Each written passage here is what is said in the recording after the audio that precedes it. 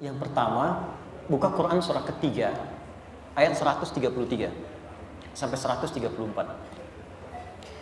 Ada orang-orang yang disiapkan oleh Allah tempat kembali di surga yang sangat luas, indah dan lapang.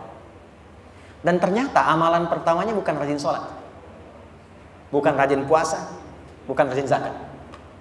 Ternyata karena kelapangan hatinya yang mampu memaafkan dan menahan segala yang ia terima dengan cara yang tidak baik, tapi ia mampu merespon dengan cara yang baik. Wasari'u ila maghfiratin min rabbikum wa jannatin arduha as-samawati wal ardu u'iddat lil muttaqin alladzina yunfiquna fis sarra'i wad dharra wal kadhimina al ghaidha wal 'afina 'anil nas wallahu yuhibbul muhsinin. Kata Allah, jika engkau menerima sesuatu yang kurang menyenangkan, dicela, dihujat, tengok dulu ke diri kita. Ada enggak hujatan itu yang memang sesuai dengan perilaku kita? Jika memang ada, jangan merasa berat kita untuk mengoreksi diri dan meminta maaf. Jelas ya? Maka lihat siapa yang menghujat. Apakah orang yang berilmu? Orang yang saleh? Yang soleh itu kalau mencela, tidak mungkin soleh mencela kepada sesuatu kecuali ada perbaikan di dalamnya. Karena lawan soleh itu salah. Jadi kalau orang soleh itu mencela kepada yang salah untuk diperbaiki kesalahannya.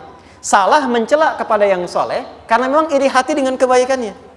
Jadi kalau ada seseorang menghujat, mencela, tanya, betul nggak isi hujatan itu ada dalam diri kita? Kalau ada, wasari'u ila maghfirah. Jangan tunggu waktu dan gengsi untuk mengevaluasi. Kata Allah, hei, rendahkan dirimu untuk menerima itu dulu, lalu koreksi. Tapi kalau tidak ada itu, yang diberikan tidak sama, yang dituduhkan tidak serupa, maka apa yang terjadi? Perhatikan kalimatnya. Wa jannatin arduhas samawati wal ardu. Aku tawarkan, aku siapkan, kata Allah, surga seluas langit dan bumi.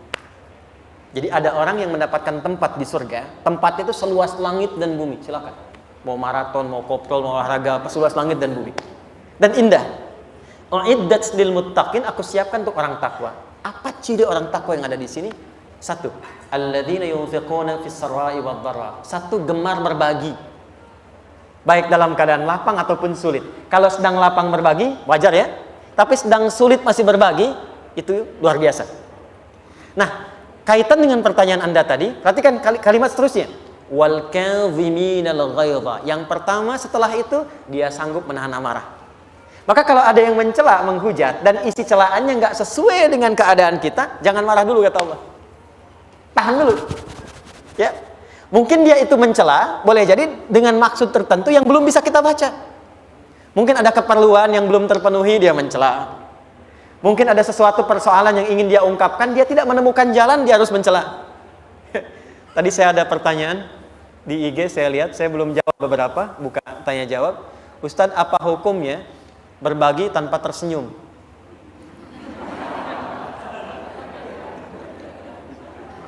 Hukum yang pertama, kita husnudzon dulu. Karena dalam keadaan tidak tersenyum pun, dia masih bisa berbagi. Ada orang yang udah nggak bisa senyum, nggak bisa bagi gitu kan. Yang kedua, boleh jadi dia memang sedang punya persoalan yang sedang dia pikirkan, sehingga koneksinya tidak nyambung dengan kegiatan yang sedang dia lakukan. Dia berpikir di dimensi lain, tapi mengerjakan perbuatan di masa kini, sehingga dia menyampaikan sesuatu, pikirannya di tempat lain. Yang paling ideal memang kan tersenyum gitu kan, ya. Dan bahkan tersenyum tidak memberi lebih bagus daripada memberi tapi tidak dengan cara yang baik. Tapi kalau dipotong sampai di kalimatnya kan jadi salah. Karena kita tidak tahu apa yang sedang dirasakan orang itu ketika dia sedang memberikan satu respon tertentu. Maka yang pertama dilakukan, jangan buru-buru untuk menyimpulkan. Jangan menghukumi dulu. Ya, saya nggak seperti yang kamu sebutkan, Bang, gitu kan? Ya kalau tidak seperti dan tidak merasa, kenapa harus membalas, gitu kan? Tahan dulu kata Allah.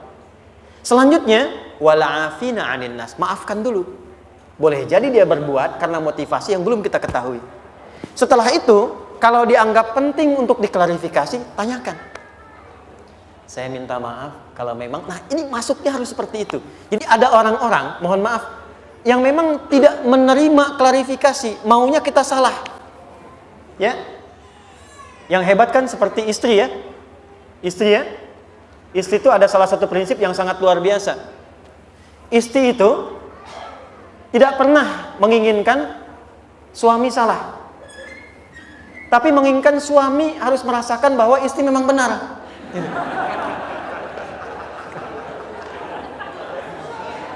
Kadang terjadi demikian. Nanti ya saya balas dengan yang lain.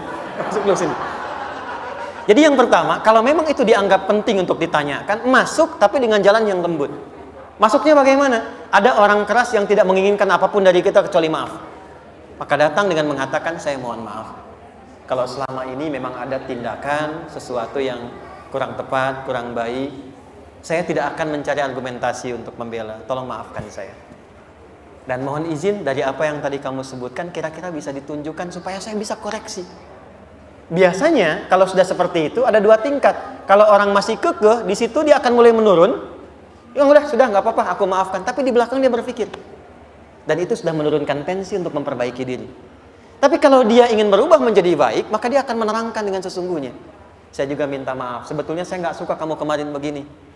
Ya udah, saya katakan aja begini dan begini. Maka didapatkanlah jalan tengah untuk itu semua. Tapi ambil tawaran Allah, karena tawaran manusia belum tentu memenuhi apa yang kita harapkan.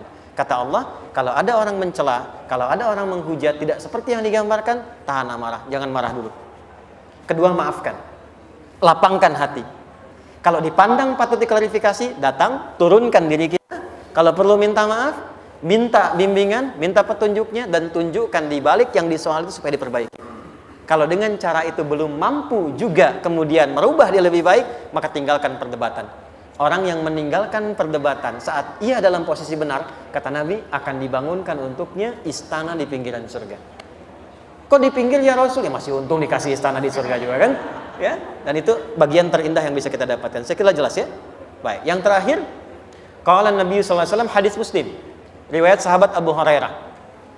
Orang yang dicela dan dia sabar menerima itu, apalagi tidak sesuai dengan apa yang disebutkan, maka secara otomatis pahala yang mencela itu akan ditransfer kepada yang dicela, dan keburukan yang dicela itu akan dibawa kepada orang yang mencela.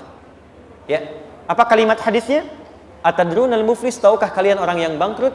Qalu ya Rasulullah, al-muflisu fina ma la dirham lahu wa la mata'. Ya Rasulullah, menurut kami orang bangkrut yang tidak punya uang sesen pun, tidak punya aset sedikit pun. Kata Nabi, bukan. Al-muflisu min ummati. Tolong fokus. Kata Nabi, orang bangkrut di hari kiamat dari umatku, bukan umatnya Musa, bukan Isa. Tapi ada orang mengaku umat Nabi Muhammad dan bangkrut di akhirat. Bangkrutnya kenapa? Maaf ya. Ya'ti yaumal qiyamati bi sholatin. Ternyata rajin salat tuh. Wasyamin, rajin. Awas, hati-hati, ini terjadi nih. Wa ya'ti qad syatama hadza. Cuman sayang, suka mencela orang lain. Jadi akan ditemukan orang kelihatan rajin salat, cuma senang mencela. Wa qadzafa hadza, menuduh. Wa daraba hadza, suka berselisih. Ikut pengajian tapi sering menyoal, sering berselisih. Maaf, wasafa kadama hadza, teriak Allahu Akbar, tapi maaf sekali menghancurkan orang lain, menumpahkan darah, tembak orang, bom orang, bunuh orang, dan mengucapkan kalimat takbir, mengucapkan kalimat-kalimat thayyibah, tapi menumpahkan darah. Terjadi nggak sekarang? Saya waktu ada kejadian bom di Jalan Tamrin, saya di Lampung itu. Pertanyaan pertama jamaah, Ustadz, apakah bom di Jalan Tamrin itu termasuk jihad fisabilillah? Saya bilang, Pak, sependek pengetahuan saya, jihad fisabilillah itu jihad di jalan Allah, bukan di Jalan Tamrin. Oh, kita terangkan kaidahnya itu pelan-pelan. Tapi itu terjadi. Nah, kalau itu kejadian, perhatikan rumusnya. Tu'khadhu hadza min hasanati wa hadza min hasanati. Kalau ada orang sholat, setelah itu mencela orang lain, maka pahala sholatnya dipindahkan kepada orang yang dicela itu.